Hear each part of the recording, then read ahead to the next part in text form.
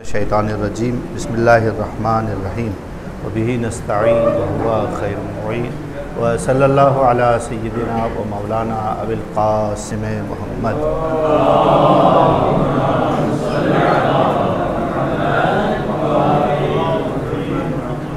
व आलिहि तय्यबीन ताहिरीन अल्ला सियमा बक़ियतिल्लाहिल आज़म रूही व अरवाहुल आलमीन अला तुराबे मक़दमिहिल फ़िदा वल्लानुद्दाइमतु अला अदाइहिम अजमईन मिन यौमिना इला क़याम यौमिद्दीन। अम्मा बादु फ़क़द क़ाल अल्लाहु तबारक व तआला फ़ी मुहकम किताबिहिल मजीद व मुतक़न कलामिहिल मुबीन व क़ौलुहुल हक़। बिस्मिल्लाहिर रहमानिर रहीम। इन्ना अअतैनाकल कौसर फसल्लि लिरब्बिका वन्हर इन्ना शानिअका हुवल अबतर। अज़ीज़ो,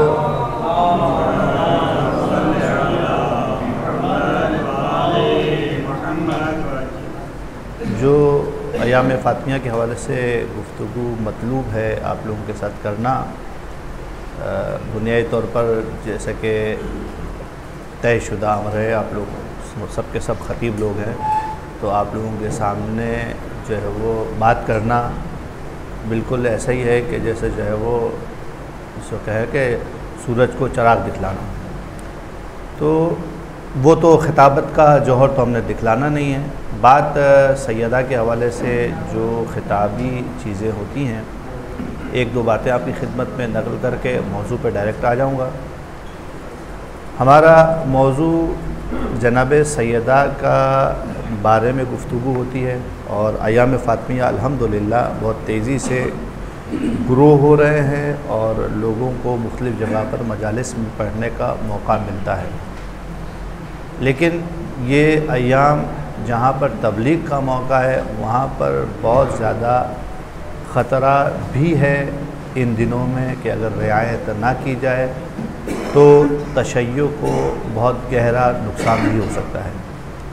जिन चीज़ों के बारे में आम तौर पर बात की जाती है कि मसाइब का जो पहलू है वो अपनी जगह पर है कि हमें किस तरीक़े से कौन से मसाइब बयान करने हैं और कौन से नहीं बयान करने हैं, मुझसे बेहतर आप प्रैक्टिकल ग्राउंड पर हैं, जानते हैं। लेकिन दूसरा पहलू सैयदा के फ़ज़ाइल के बारे में है। जो रिवायात हम पढ़ते हैं, एक ख्वाहिश होती है एक ख़तीब की, एक बोलने वाले की, कि वो नित नई बातें लोगों के सामने पेश करे, लेकिन इत्तेफाक से जो चीज़ हम लेकर आए हैं बेचने के लिए वो दीन है और वो 1400 साल पुराना है। तो उसमें नित नई बातें तो नहीं आएंगी तो वही बातें जो 1400 साल पुरानी हैं। तो कोशिश ये करें कि वो रिवायात कि जो हमने बयान करनी है फ़ज़ाइल के हवाले से ख़ुसूसियत से, जितने कदीमी मसादिर हों, जितनी पुरानी रेफरेंसेस हों, ज़्यादा बेहतर है उन चीज़ों से कि जो बाद में जदीद रेफरेंसेस हमारे सामने आ रहे हैं, और ख़ुसूसियत से वो रेफरेंसेस जो अरबी में नहीं हैं, फ़ारसी ज़बान में हैं या उर्दू ज़बान में हैं। इसको अवॉइड करें क्योंकि बहुत सी जगह पर जो तर्जुमे किए गए हैं अरबी से फ़ारसी में या अरबी से उर्दू में, वहाँ पे मुतरज्जिम ने अपने माहौल के मुताबिक तर्जुमे में अपने ज़ौक़ को एमाल किया है। तो बहुत सारे तर्जुमे ऐसे हैं हमारे पास रिवायात में मिलते हैं जो बहुत ज़्यादा जिसको कहें कि काबिल एतना नहीं होते हैं, लिहाजा रियायत की जाए।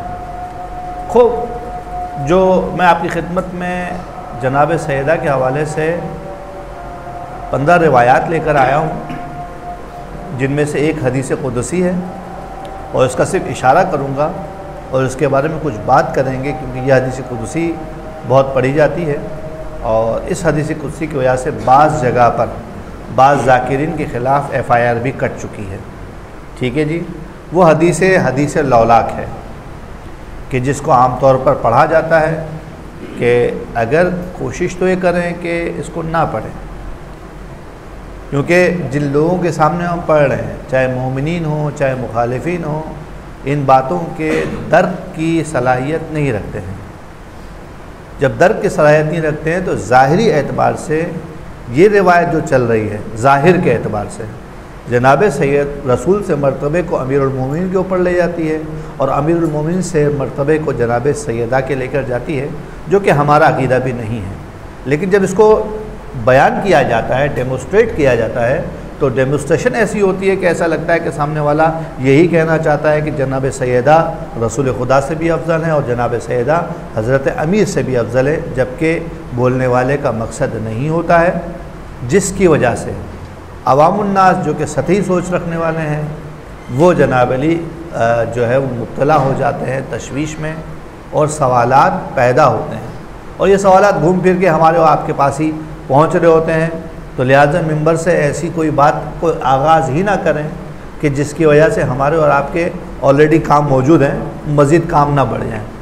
پہلی روایت یہی جس کو روایت کو نقل کیا ہے کشف اللیالی میں، حدیث لولاک، بس اس پہ کوئی بات نہیں کریں گے، ہم اشارہ کر دیا ہے میں نے آپ کی طرف کہ اوائڈ کریں اس روایت کو پڑھنے سے، یا بہت عمدہ طریقے سے بہت اچھا اسکرپٹ بنا کر پہلے اپنا بیان دیں اور اس کے بعد پھر روایت کو بیان کریں، تو ممکن ہے کہ سامنے والوں کو آپ اس روایت کو اچھے طریقے سے سمجھا سکیں۔ فرائض السمتین میں ایک روایت ہے حضرت ختمی مرتبت صلی اللہ علیہ وآلہ وسلم سے،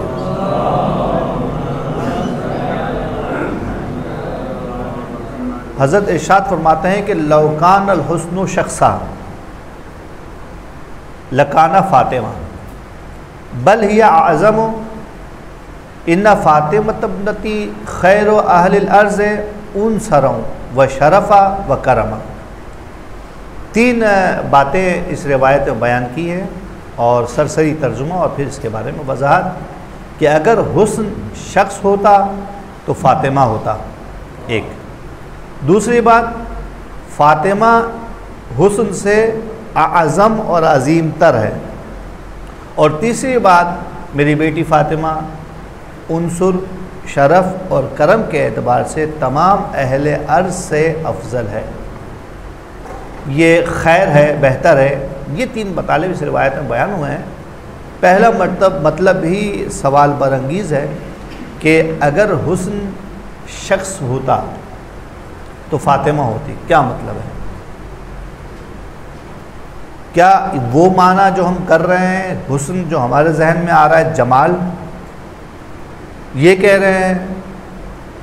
تو کیا یہ معنی مناسب بیٹھ رہا ہے شان نبوی اور شان سیدہ کے حساب سے؟ کہ اگر حسن کا معنی جمال لیتے ہیں تو کیا جمال کے بارے میں بات ہو رہی ہے اس روایت میں؟ ایسا نہیں ہے۔ حسن کے بارے میں قرآن مجید کے استعمالات ہمیں دیکھنے ہوں گے کہ قرآن مجید حسن اور حسن اور احسان کن معانی میں استعمال کرتا ہے۔ قرآن مجید کے استعمالات کو دیکھیں تو وہاں پر حسن اور احسان اور حسن کو قرآن مجید نے جو استعمال کیا ہے نیکی کے بارے میں استعمال کیا ہے، نیکی، نہ کہ جمال کی بات ہو رہی ہے۔ یعنی کہ اگر نیکی کو مجسم کر دیا جائے، جو خیر خواہی ہے، نیکی کرنے والا کیا کرتا ہے؟ وہ دوسروں کے لیے خیر خواہ ہوتا ہے، خیر خواہی چاہتا ہے، ان کا بھلا چاہتا ہے اور اس کے بھلے کے لیے اقدام کر دیتا ہے۔ یہ جو نیکی ہے انسان کے اندر، روایت اس کے بارے میں ہو رہی ہے کہ نیکی اگر شخص ہو، مجسم ہو جائے تو پھر نیکی فاطمہ ہے۔ جناب سیدہ کی سیرت، جناب سیدہ کی سوانح، اس کا مشاہدہ آپ کے سامنے ہے۔ 18 سال کی عمر ہے، لیکن خیر خواہی کے جو معاملات امت کے حوالے سے سیدہ کے بار بار نقل ہوئے ہیں، چاہے ان لوگوں کے بارے میں جو رسول کے زمانے میں زندگی کر رہے تھے، چاہے آنے والی امت کے بارے میں، نظر یہ آتا ہے کہ سیدہ نے ہمیشہ امت محمدی کی خیر خواہی طلب کی ہے۔ تو عربی زبان کا یہ اسلوب بھی ہے کہ جب کوئی شخص کسی چیز میں کسی کام کو کثرت سے کرنے لگے تو وہاں پر جو حمل کیا جاتا ہے وہ حمل وصفی نہیں ہوتا۔ مثال کے طور پر ایک عالم، ایک شخص ہے جو علم حاصل کرتا ہے، تو علم حاصل کرنے کے نتیجے میں ہم اسے کہتے ہیں کہ زید عالم، فلاں عالم ہے۔ لیکن اگر کوئی علم کے اس درجے پہ پہنچ جائے کہ علم کے انتہائی اعلیٰ رتبے پہ پہنچ جائیں تو اب یہ استعمال بدل جاتا ہے، اب کہا جاتا ہے زید علم۔ مراد وہی ہوتا ہے کہ علم والا ہے، لیکن یہاں پہ مبالغہ، معنی مصدری کو ذات پر حمل کر دیتے ہیں اور مبالغے کی اتنی شان پر پہنچاتے ہیں کہ اب اس کے لیے جو حمل کیا جاتا ہے معنی مصدری کا حمل کیا جاتا ہے کہ زید ہی کو ہم نے کیا کر دیا، علم کر دیا ہے. جیسے کہ اللہ تعالیٰ کی وصف ہے اللہ عدل، کہ پروردگار عالم عدل ہے یا عادل ہے. ہم سب کہتے ہیں کہ پروردگار عادل ہے، لیکن حمل کیا کرتے ہیں ذات پر؟ عدل کو ہم کرتے ہیں، کیونکہ وہ عدل کے معاملے میں انتہائی بلیغ اور بہت زیادہ مبالغے کی صورت میں پہنچا ہوا ہے. یہاں پر بھی سیدہ کی زندگی میں احسان اتنا زیادہ ہے کہ حضرت ختم مرتبت نے انہیں مجسمہ احسان قرار دیا ہے. جیسے کہ قرآن مجید کی جو آیت آئی ہے جس میں ارشاد فرمایا گیا ہے کہ وَوَصَّيْنَا الْإِنسَانَ بِوَالِدَيْهِ حُسْنًا، ہم نے انسان کو وصیت کی کہ وہ اپنے والدین کے ساتھ کیا کریں. یہ احسان، حسن کا ترجمہ احسان کیسے کرنا ہے؟ کیونکہ اسی آیت کا دوسرے ریپلیکیٹس موجود ہے قرآن مجید میں جنہوں نے اس کو ریپرزینٹ کیا ہے کہ دوسری جگہ پہ ارشاد فرمایا کہ وَبِالْوَالِدَيْنِ احسانا. ایک جگہ پہ آ رہا ہے وَوَصَّيْنَا الْإِنسَانَ بِوَالِدَيْهِ حُسْنًا، لیکن دو اور جگہ پہ استعمال ہو رہا ہے کہ وَبِالْوَالِدَيْنِ احسانا. تو معلوم یہ ہو رہا ہے کہ حسنہ مترادف ہے احسان کے. اور یہاں پر جو روایت ہم نے پڑھی ہے لَوْ كَانَ الْحُسْنُ شَخْصًا، اگر حسن شخص ہوتا لَكَانَ فاطمہ، تو وہ کیا ہوتا؟ فاطمہ ہوتا. تو معنی بالکل آپ کے سامنے موجود ہے کہ اگر نیکی مجسم ہو جائے تو سیدہ نیکی ہے. یہ ہے سیدہ کی جو جس کو کہہ سکتے ہیں کہ امت نبویہ کے اعتبار سے جو خیر خواہی ہے اس کو بیان کیا. لیکن حضرت ختم مرتبت نے بات کو یہاں پر روکا نہیں ہے، بلکہ ایک اور اسٹیپ کو باہر آگے بڑھائی ہے اور یہ کہا ہے کہ بل یا اعظم، بلکہ فاطمہ تو نیکی سے بھی عظیم ہے. وَهِيَ اعظم، نیکی سے بھی عظیم ہے. یعنی کہ اگر کمپیریزن کیا جائے تو ہم نے پہلے مرحلے میں سیدہ کو تشبیہ دی تھی نیکی کے ساتھ، نیکی کے ساتھ تشبیہ دی تھی اور یہ استعاری کلام آیا تھا، کہا کہ فاطمہ نیکی کی طرح سے ہیں یعنی نیکی ہے.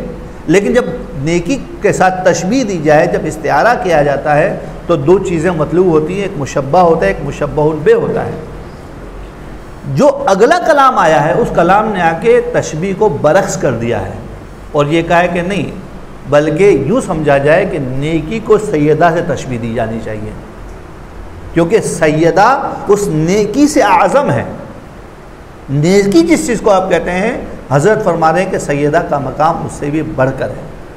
اب اس کو کیا ہم ریئلائز کر سکتے ہیں کہ سیدہ کا مقام عظمت نیکی سے بڑھ کر ہے؟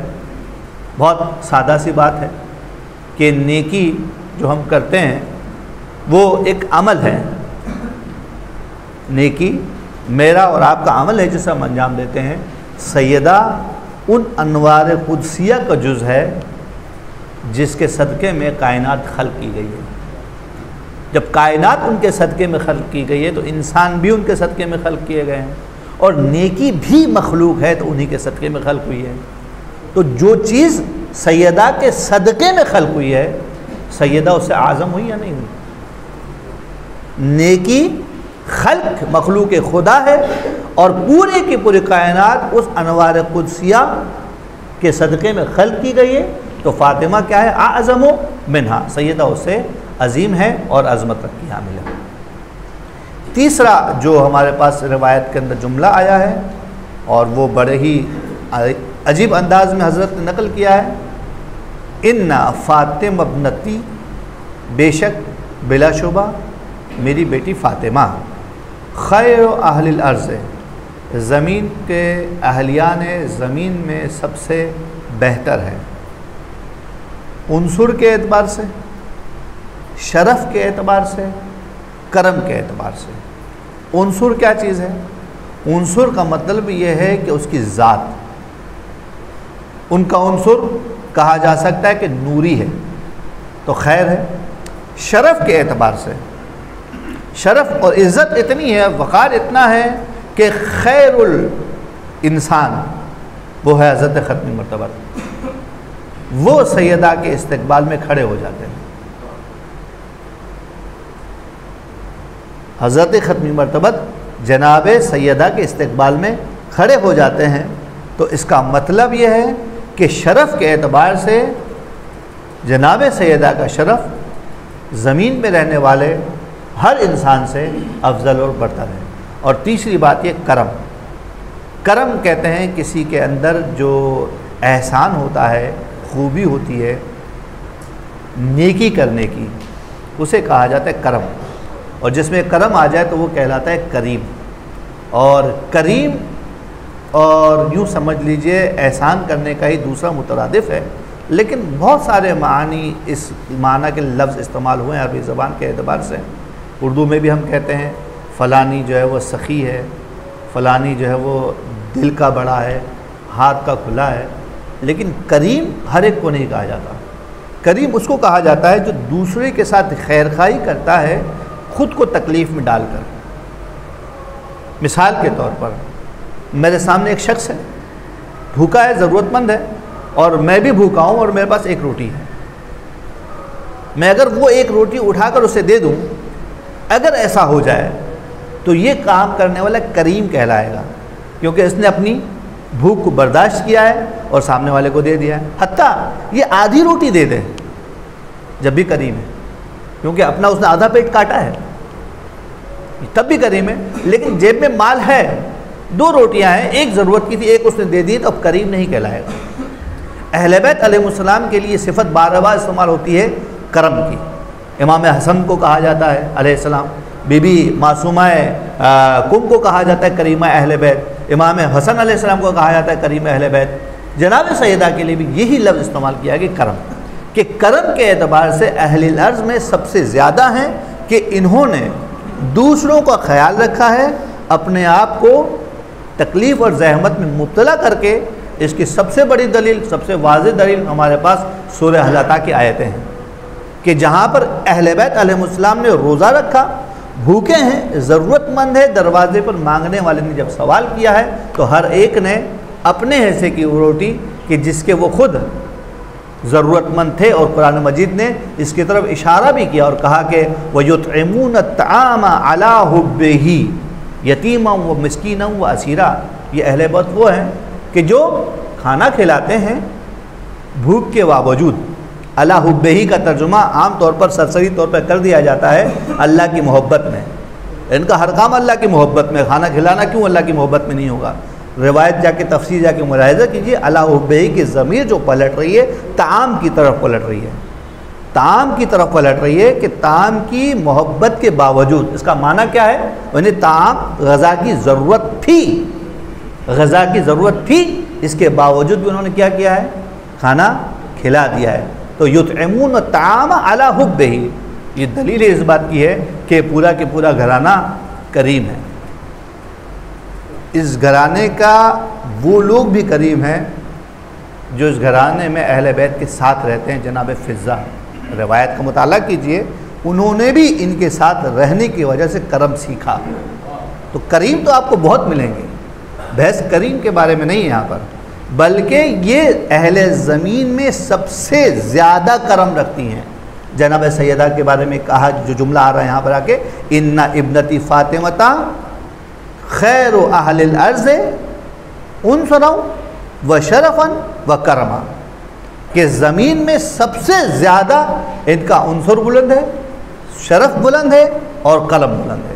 یہ ایک روایت ہے جس کو حضرت ختمی مرتبت سے نقل کیا گیا، اتفاق سے یہ روایت اہل سنت نے نقل کی ہے۔ فرائض السمتین کے اندر آپ کو یہ روایت مل جائے گی، جلد 2 صفحہ 78۔ خواہش تو یہ تھی کہ آپ کو یہ پیپر مل جائے، لیکن ٹائم اتنا نہیں ہو سکا کہ آپ کو دیا جائے، لیکن یہ کہ میں بھی اس کی PDF دے دوں گا، ساری روایت آپ کو ریفرنسز کا مل جائیں گی۔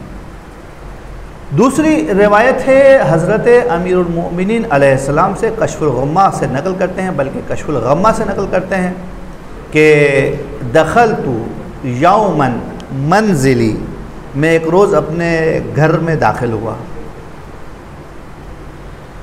فَإِذَا رسول اللہ صلی اللہ علیہ وآلہ جالس، تو اچانک میں نے دیکھا کہ اللہ کے رسول تشریف فرما ہے، والحسن عن یمینہ والحسین عن یسارہ، حسن ان کے دائیں جانب بیٹھے ہیں اور حسین ان کے بائیں جانب بیٹھے ہیں۔ یعنی کہ روایت بالکل صاف بتا رہی ہے، یہ نہیں کہہ رہی روایت کہ حسن ان کے دائیں زانو پر ہے، حسین ان کے بائیں زانو پر ہے، نہیں، روایت کا لفظ بالکل واضح ہے کہ ایک ان کے دائیں طرف بیٹھا ہے، ایک ان کے بائیں طرف بیٹھا ہے، تینوں شخصیات بیٹھی ہیں۔ وفاطمہ تو بین یدیہ، اور فاطمہ رسول کے بالکل سامنے بیٹھی ہوئی ہیں، 4 افراد ہیں۔ وَهُوَ یقول، اور اللہ کے رسول فرما رہے ہیں، یا حسن و یا حسین انتما کفۃ المیزان، تم میزان کے 2 کف اور 2 پلڑے ہو۔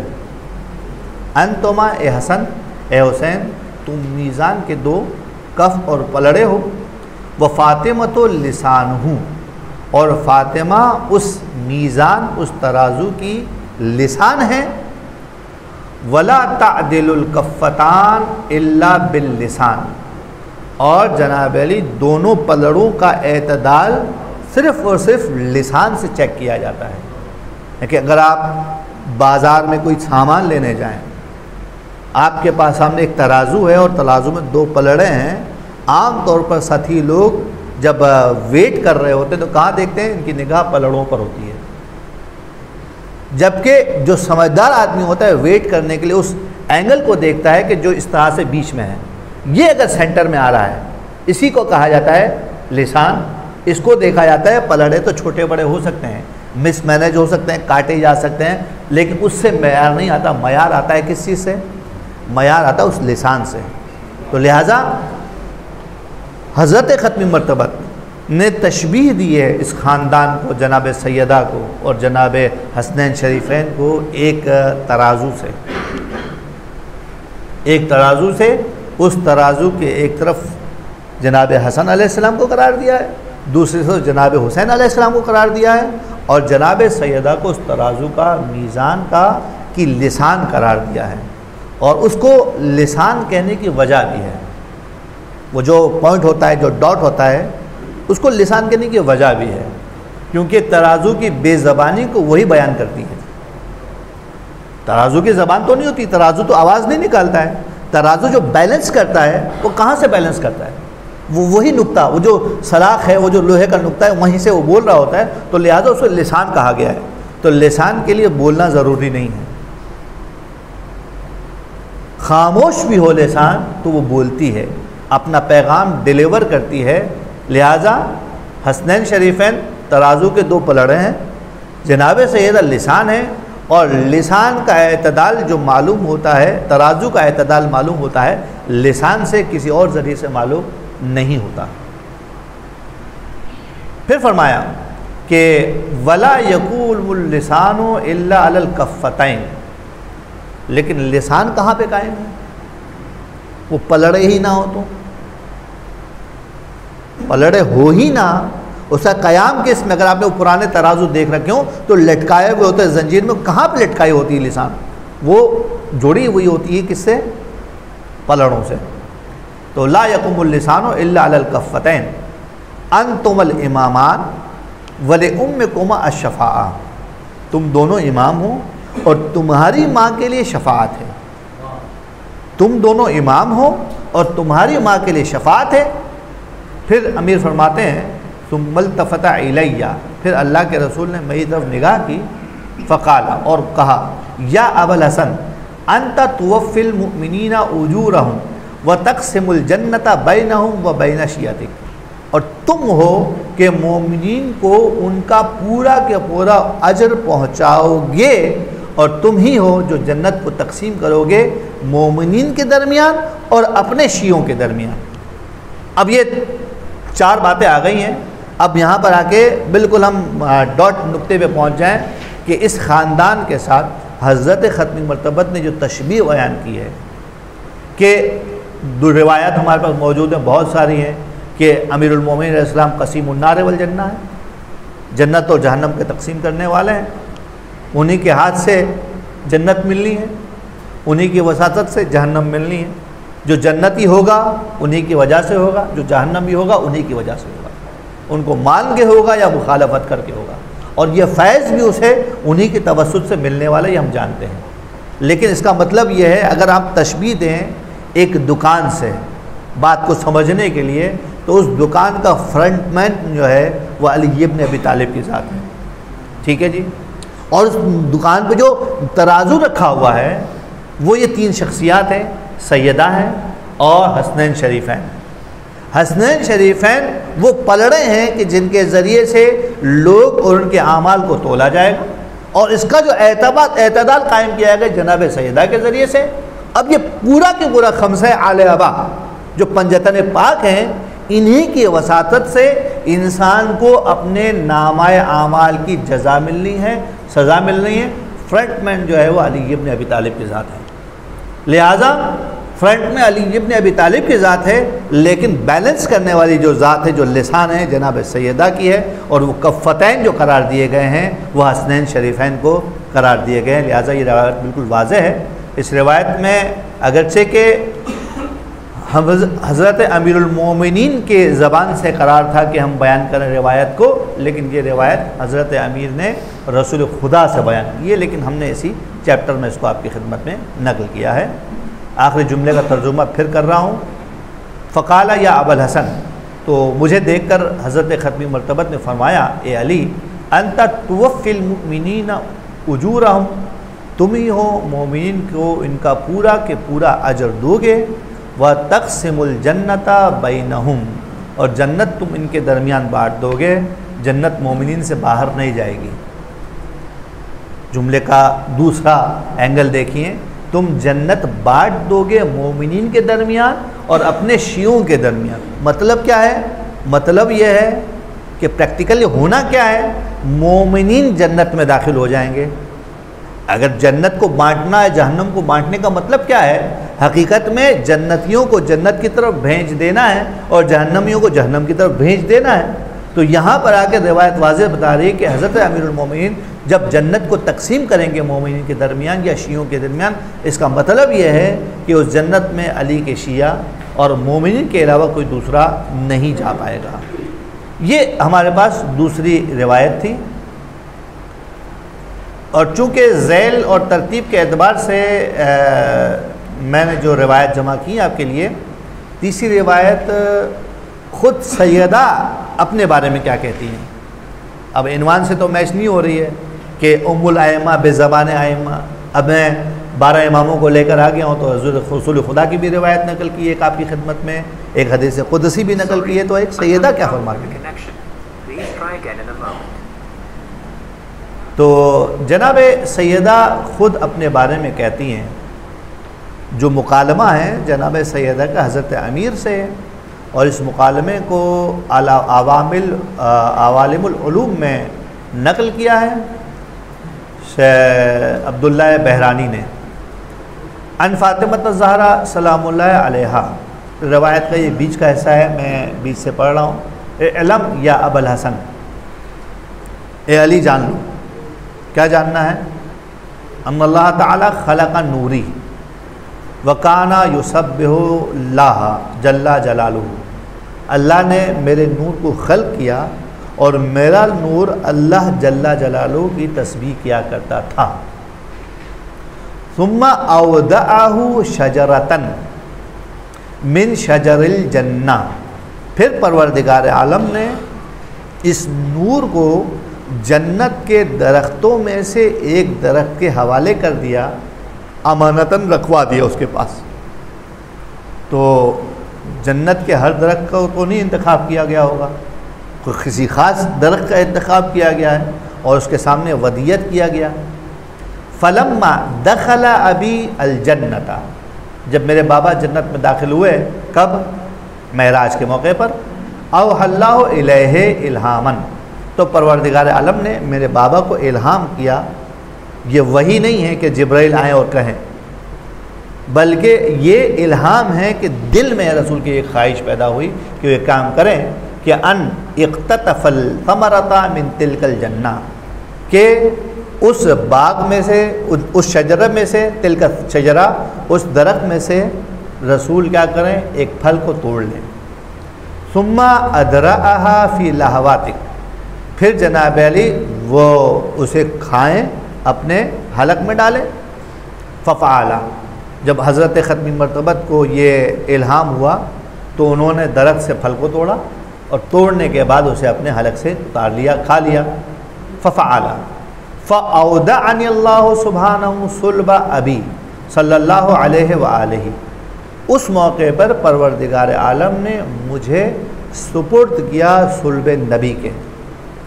اب یہاں پر بھی جو تعبیر استعمال ہوئی ہے، دوسری روایت میں بھی جائیں گے، تعبیر ایک ہی ملتی ہے سیدہ کے بارے میں کہ اودعا، ودیت کرنا یعنی امانتاً آگے بڑھانا۔ نور تھا، امانتاً وہ آیا درخت کے پاس، پھر روایت کہہ رہی ہے کہ امانتاً وہ منتقل ہوا صلب نبی میں۔ پھر سنیے کہ ثم اودعنی خدیجۃ بن خویلد، پھر اللہ کے رسول نے اس نور کو سپرد کیا خدیجہ ابن خویلد کو امانتاً، فوضعتنی، اور پھر انہوں نے مجھے جنا۔ اب آپ کے سامنے مرحلے آ رہے ہیں، نور، درخت جنت کا، صلب نبی، صلب خدیجہ، اور پھر اس کے بعد جناب علی ولادت سیدہ، وہ پروردگار عالم کہ جس نے تمام ائمہ کو اس پروسیس سے گزارا ہے کہ نوری مخلوق ہے اور انہیں منتقل کیا ہے، لیکن کسی امام کے بارے میں اس قسم کی روایت نہیں آئی کہ انہیں جنت کے کسی درخت میں رکھا گیا۔ وہ ایک عام الگ پروسیس سے گزرے ہیں، لیکن جناب سیدہ ایک الگ پروسیس سے گزری ہیں کہ صلب نبی میں بھی جب وہ آئی ہیں تو وہ ولادت کے خاص موقع پہ آئی ہیں اور معراج کے موقع پہ صلب نبی میں منتقل ہوئی ہے۔ دیگر ائمہ کے بارے میں اس قسم کی بات روایات ہمیں نہیں ملتی ہے۔ تو جو پروردگار اس بی بی کی ولادت کے اتنا اہتمام کر رہا ہے، اتنا اہتمام کر رہا ہے، تو سمجھ میں آتا ہے کہ جس خدیجہ کے صلب میں نور فاطمہ کو منتقل کیا گیا ہے، وہ خدیجہ کوئی معمولی شخصیت نہیں ہے۔ یہ جناب خدیجہ کی عظمت کی طرف واضح دلیل اور اشارہ ہے کہ پروردگار عالم اس پورے پروسیس میں نور، جنت، نبی، خدیجہ، تو جس جگہ پہ جناب خدیجہ کی طرف سپرد کیا گیا ہے وہ پاک اور پاک طاہر صلب ہے، اور حامل مطہرہ کی تعبیر جو استعمال ہوئی ہے ان کا واضح مصداق ہے۔ کوئی یہ گمان نہ کریں کہ جناب خدیجہ پہلے کسی کافر کی زوجہ رہی ہیں اور ان کا صلب آلودہ رہا ہے اور اس سے کوئی غیر معصومہ پیدا ہوئی ہے، ممکن ہی نہیں ہے، کیونکہ پروردگار عالم نے جو سلسلہ بنایا ہے وہ سلسلہ بالکل واضح ہے کہ اس سلسلے میں پتہ چل رہا ہے کہ سیدہ کے صلب کو اور نور کو پروردگار عالم کس طریقے سے آگے پروسیس کر کے پہنچا رہا ہے۔ اب یہ ولادت کی بات آ گئی۔ اب سیدہ کہتی ہیں انا من ذالک النور، میں وہی نور ہوں، میں وہی نور ہوں، علم اعلم ما کان، میں ہر وہ چیز جانتی ہوں جو ہو چکی ہے، ما کان جانتی ہوں، ما کان یعنی ماضی ہے، ٹھیک ہے جی، وما یکون، اور وہ بھی جانتی ہوں جو ہوگا، ٹھیک ہے، وما لم یکن، اور وہ بھی جانتی ہوں جو نہیں ہوا۔ ماضی کا لفظ لم یکن جہد کا صیغہ ہے، میں وہ بھی جانتی ہوں جو نہیں ہوا۔ اس کا مطلب یہ ہے کہ جو نہیں ہوا اور اسے ہونا چاہیے تھا، جسے ہونا چاہیے تھا وہ نہیں ہوا، وہ بھی جانتی ہوں۔ اب اس کی تفاصیر میں جائیں تو بہت سارے عقل کے گھوڑے دوڑائے جا سکتے ہیں، لیکن آپ اسی روایت تک رہیے، زیادہ اس کو ایکسپینڈ کرنے کی اس وقت کم از کم ضرورت نہیں ہے۔ یا ابا الحسن المومن ینظر بنور اللہ، اے ابا الحسن، اے علی، مومن اللہ کے نور سے دیکھتا ہے۔ کیا لنک ہے اس روایت؟ تو جناب سیدہ کے فضائل کے بارے میں آ رہی تھی، آخر کا ایک جملہ بالکل ایسا لگ رہا ہے کہ بالکل ڈس لنک ہے، غیر مربوط لگ رہا ہے۔ اے علی، مومن اللہ کے نور سے دیکھتا ہے۔ عین ممکن ہے کہ یہاں پر یہ بیان کرنا چاہ رہی ہیں سیدہ کہ میں مومنہ ہوں، اور جو میں جانتی ہوں ماضی کے بارے میں، جانتی ہوں مستقبل کے بارے میں، اور ماضی کے نہ ہونے کے بارے میں جو میرے پاس ہیں، وہ حقیقت میں نور خدا ہے۔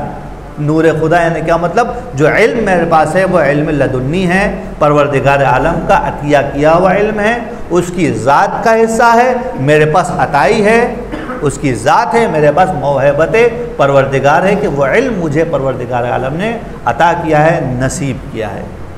یہ روایت دوسرے مصادر میں بھی موجود ہے، لیکن عوالم العلوم کے اندر سے اور ریفرنس کافی ہے ہمارے لیے۔ امام حسن ابن علی علیہ السلام یعنی کہ فرزند اول جناب سیدہ بڑا بیٹا اپنی ماں کے بارے میں بیان کرتا ہے، رأیت امی، میں نے اپنی والدہ گرامی کو دیکھا، علیہ السلام، ان پر سلام ہو، قامت فی محرابها لیلۃ جمعتها، شب جمعہ کی شب جمعہ میں وہ اپنی محراب میں کھڑی تھی، فلم تزل راکعۃ ساجدۃ، میں دیکھتا رہا وہ مسلسل رکوع اور سجود میں رہی پوری رات، میں نے انہیں محراب میں دیکھا اور وہ پوری رات رکوع و سجود میں مشغول رہی، فلم تزل یا فلم تزل راکعۃ ساجدۃ حتی ظل عمود الصبح، یہاں تک کہ صبح کا نور واضح ہوا، پوری رات میری ماں عبادت میں گزر گئی۔ وَسَمِعْتُهَا تَدْعُو لِلْمُؤْمِنِينَ وَالْمُؤْمِنَاتِ، اور میں نے انہیں سنا وہ مومنین اور مومنات کے حق میں دعا کرتی رہی، وَتُسَمِّيهِمْ، نام لے لے کے دعا کرتی رہی، وَتَكْثُرُ الدُّعَاءَ لَهُمْ، اور کثرت سے ان کے لیے دعا کی، مومنین کے لیے دعا کی، نام لے کے دعا کی، کثرت سے دعا کی، وَلَا تَدْعُو لِنَفْسِهَا بِشَيْءٍ، اور خود اپنے لیے کوئی دعا نہیں، اپنے لیے کوئی دعا نہیں کی۔ فَقُلْتُ لَهَا، تو میں نے اپنی والدہ گرامی سے کہا، یا اماں، اے اماں جان، لما لا تدعینی لنفسک کما تدعینی لغیرک، اماں آپ کیوں اپنے لیے دعا نہیں کرتی جس طرح سے آپ دوسروں کے لیے دعا کرتی ہیں؟ جو لفظ تعبیر استعمال کی ہے، یہ تعبیر ایک واقعے کے بارے میں نہیں ہے بلکہ سیرت کے بارے میں ہے۔ یہ نہیں کہا کہ آپ نے اپنے بارے میں کیوں دعا نہیں کی جس طرح سے آپ نے دوسروں کے بارے میں دعا کی ہے، بلکہ کہ یہ کام آپ کیوں نہیں کرتی ہیں، یعنی کیا مطلب، سیدہ کی سیرت کو بیان کر رہے ہیں کہ سیرت کے اندر یہ موجود ہے کہ وہ دعا کرتی ہیں تو دوسروں کے لیے کرتی ہیں، اپنے لیے نہیں کرتی ہیں۔ تو سیدہ نے جواب دیا، فقالت یا بنیا، اے میرے بیٹے، الجار ثم الدار، پہلے پڑوسی پھر گھر۔ آپ مشاہدہ کیجئے گا، ایک مسئلہ بھی ہے جو درسی کتب میں بھی اس کی طرف اشارہ دیا گیا ہے، اور بہرحال اہل سنت بھی اس کی طرف فوکس ہیں اور توجہ کرتے ہیں۔ انبیاء کی دعائیں ہیں قرآن مجید میں، ربنا اغفر لی ولوالدی وللمؤمنین یوم یقوم الحساب، صرف ایک نبی کی دعا نہیں ہے، یہ متعدد نبیوں سے اس قسم کی دعائیں آتی ہیں۔ نبی کی دعا کا طریقہ کیا ہے؟ ربنا اغفر لی، خدا مجھے معاف کر دے، ولوالدی، میرے ماں باپ کو معاف کر دے، وللمؤمنین، مومنین کو معاف کر دے۔ پروسیس چل رہا ہے، میں اور مومنین، میں، میرے والدین اور مومنین۔ سیرت سیدہ میں کیا مل رہا ہے ہمیں آ کے؟ سیرت سیدہ میں مل رہا ہے ہمیں کہ وہ اپنے لیے تو دعا ہی نہیں کر رہی ہیں۔ تو یہ مسئلہ ایک مشکل ساز مسئلہ بھی بن گیا ہے، کیونکہ اہل سنت نے روایت بھی نقل کی ہے، شاید ابی داؤد کی روایت ہے کہ رسول خدا جب دعا کرتے تھے تو پہلے اپنے لیے دعا کرتے تھے، پھر دوسروں کے لیے دعا کرتے تھے۔ اب آ گیا جناب سیرت کے مقابلے میں اہل سنت کی روایات سے رسول خدا کا فعل آ گیا کہ وہ پہلے اپنے لیے دعا کرتے تھے پھر دوسروں کے لیے دعا کرتے تھے۔ رسول ایسا کیوں کرتے تھے؟ کیونکہ انبیاء کا طریقہ یہی ہے اور قرآن مجید میں طریقہ آیا ہے۔ اب کنٹروڈکشن اور تضاد آ گیا ہمارے سامنے۔ اہل سنت نے روایت نقل کی ہے، اس روایت کا طریقے کے مطابق کیا نظر آ رہا ہے، اور جناب سیدہ کی سیرت اس میں کچھ اور نظر آ رہا ہے۔ تو اس کا کوئی جم بندی ہونی چاہیے، اس کا کوئی سولوشن ہے؟ جی ہاں، بالکل سولوشن ہے۔ دعائیں دو قسم کی ہیں، کچھ دعائیں ایسی ہیں تو دعا، لیکن اگر کی جائے تو پہلے مرحلے میں عیب کو اقرار اور دعویٰ ہے، اور پھر جو ہے وہ دعا ہے۔ مثال کے طور پر جب میں خدا سے کہتا ہوں ربنا اغفر لی، اے میرے خدا مجھے معاف کر دے، تو پہلا اقرار یہ ہے کہ گناہ گار ہوں، پھر میں کہہ رہا ہوں کہ مجھے معاف کر دے، ٹھیک ہے جی۔ کچھ دعائیں ایسی ہوتی ہیں کہ جس کے اندر اقرار ہوتا ہے. اب میں دعا مانگوں خداوند متعال میرے اس دوست کو معاف کر دے, میرے اس دوست کو معاف کر دے, اگر میں آپ لوگوں کے لیے بات کروں تو پہلے مرحلے میں آپ کو میں کیا کر رہا ہوں, گناہگار ثابت کر رہا ہوں, اور اس کے بعد میں کیا کر رہا ہوں, آپ کے دعا کر رہا ہوں. یہ تو بہت برا ہو گیا, بدتر شد ہے. ایک دوسری دعا ہوتی ہے جہاں پہ میں خیر کی دعا کرتا ہوں, مثال کے کہتا ہوں کہ پروردگار عالم ان کو علم نصیب عطا فرما, انہیں مال عطا فرما, انہیں دولت عطا فرما, زیارت امام حسین نصیب فرما, جنت کا راہی کر دے, اور جناب علی حور عین عطا فرما. یہ سب کچھ آپ کے لیے دعا کی جاتی ہے. یہ بھی دعا ہے, وہ بھی دعا ہے. وہ دعا کہ جس میں انسان عیبدار ہو رہا ہے, اس کا طریقہ یہ کہ پہلے خود کو پھر دوسروں کو, اور وہ دعا کہ جس میں عیبدار نہیں کر رہے ہیں, وہاں پہ آ کے سیدہ کا طریقہ یہ ہے جو سیدہ اور انبیاء سے اور ائمہ سے میں ملا ہے کہ پہلے دوسرے پھر خود. اب واضح ہوگی کہ انبیاء کی جو دعائیں ہیں جو قرآن مجید میں آئی ہے, اور جو اہل سنت نے جو روایت نقل کی ہے کہ حضرت جب دعا کیا کرتے تھے اپنے بارے میں دعا کیا کرتے ہیں, یہ وہ دعائیں جو استغفار والی ہیں, جہاں پہ توبہ کی بات آ رہی ہے, مغفرت کی بات آ رہی ہے, وہاں پہ یہ کام ہو رہا ہے کہ پہلے اپنے آپ کو پیش کرو اور پھر دوسروں کی بات کرو. لیکن جب نعمتوں کے حصول کی بات آتی ہے تو وہاں پہ طریقہ یہ ہے کہ پہلے دوسروں کی پھر اپنی بات کرو, کہ الجار ثم الدار, کہ پہلے پڑوسیوں کے حق ہے, پھر اس کے بعد گھر والوں کا حق ہے. تمہارے پڑوس میں سب خیر خیریت سے ہوں گے تو تم بھی خیر خیریت سے ہوں گے. اور یہ ہو نہیں سکتا کہ جو آدمی, اسی کو یوں کہوں آسان لفظوں میں, یہ کرم کی علامت ہے. کریم جو ہوتا ہے, کریم اپنے بارے میں نہیں سوچتا بلکہ کریم دوسروں کے بارے میں سوچتا ہے. اور کرم کا مظہر یہی ہے کہ دعا کرنے کے لیے بھی اگر موقع ملتا ہے اور مانگنا بھی پروردگار عالم سے ہے تو دوسروں کے بارے میں مانگا جائے, جو سیرت جناب سیدہ سلام اللہ علیہا ہے. بس یہ آخری روایت بھی آپ کی خدمت میں نقل کر کے آگے بڑھ جاتے ہیں ہم. مجھے تو نہیں لگتا کہ یہ پورا ہو پائے گا, 4 منٹ پہ رہ گئے میرے پاس. امام حسین علیہ السلام سے روایت ہے کہ امام حسین بھی اس روایت کو اپنے نانا سے نقل کرتے ہیں کہ قال رسول اللہ صلی اللہ علیہ وآلہ وسلم, کہ نانا بزرگوار نے ارشاد فرمایا کہ فاطمہ تو بہجت و قلبی, فاطمہ میرے دل کی رونق ہے, میرے دل کی جو سرور ہے. و بناہا ثمرۃ فؤادی, اور فاطمہ کے بیٹے 2 بیٹے میرے دل کا قلب کا ثمرہ ہے, میوہ جان ہے. وہ بالھا نور بصری, اور ان کا فاطمہ کا شوہر میری آنکھوں کی ٹھنڈک اور میری آنکھوں کا نور ہے.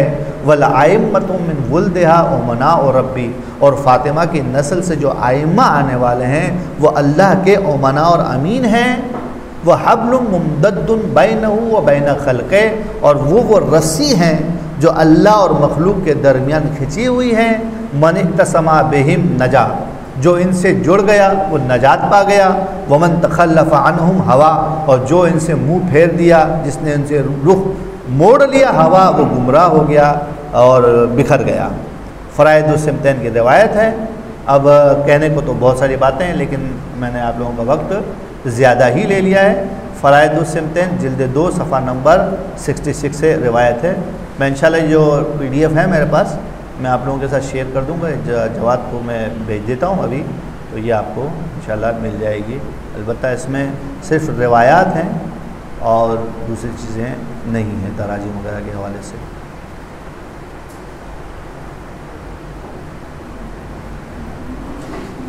مشتبہ کو بھیج دوں گا میں.